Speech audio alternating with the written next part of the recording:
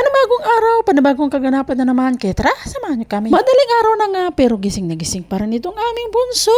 At ito nga habang nanonood ng TV ay pinagtripan naman itong lamisang ito na sira na dahil sa kaaapak niya. At naging laruan niya nga ito. Hindi na nga kami halos makalabas ng bahay dahil nga sa tanghali na kaming nagigising. Kaya ang ending yung mga laruan niya ay mga gamit dito sa bahay. Binibilhan naman sila ng laruan kaya lang wala pang isang araw ay sira na agad. Mamura man yan o mahal.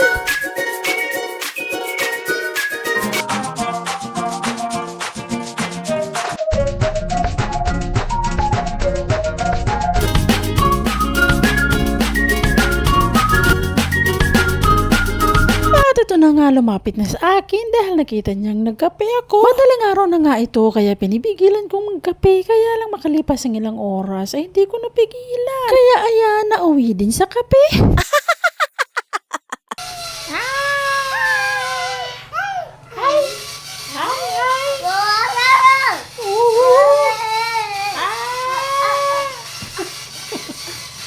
Aray ko, aray.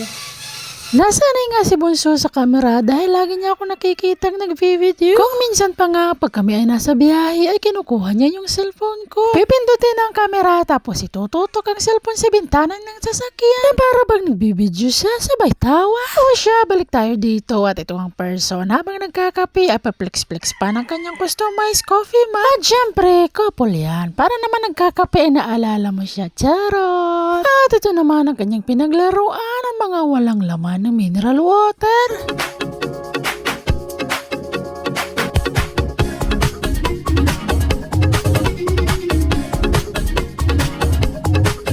Ginawa pang tungtungan para makapunta sa lamisa pero wala namang kukunin. At maya-maya nga ay nagpagarga na at inaantok na siguro ito. At may tinuro nga siya pero hindi ko maintindihan kung ano yun kaya tumayo siya. At hinawakan yung kamay ko para dalhin doon sa tinuturo niya. At ang kanyang tinuturo nga ay ang kanyang tsinelas. Gusto niyang magsuot pero hindi ko kinuha kasi sabi ko madaling araw pa lang hindi pa tayo pwedeng lumabas. Habang sinasabi ko nga yun ay nakikinig lang naman siya.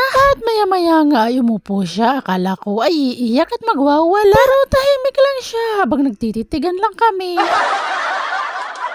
Pagkatapos nga magtitigan, ayan, yung lock naman ng pintuan ng kanyang pinagkukaliko. Hinayaan ko na kaya hindi naman niya mabubuksan yan. 4 na lock pa naman. At nung nagsawa nga siya, ay huminto din. O diba? Dahil hindi din niya mabubuksan yan. At tumakbo na nga sa akin ang bata. Nagpakarga at maya-maya ay kinuha din ang cellphone niya at nanood. Kanina pa kasi inaanto, kaya hinahayaan ko lang siya maglaro ng maglaro. Pag napagod ay kusang lalapit din yan sa akin at kusa din matutulog. Pag pinilit kasing matulog nang hindi pa gaano siyang inaantok ay nagwawala at nagpupumglas kahit ikarga mo pa. At ngayon dahil pagod na nga siya at antok na ay matutulog na yan. O siya, hanggang dito na lang. Hanggang susunod. Maraming salamat.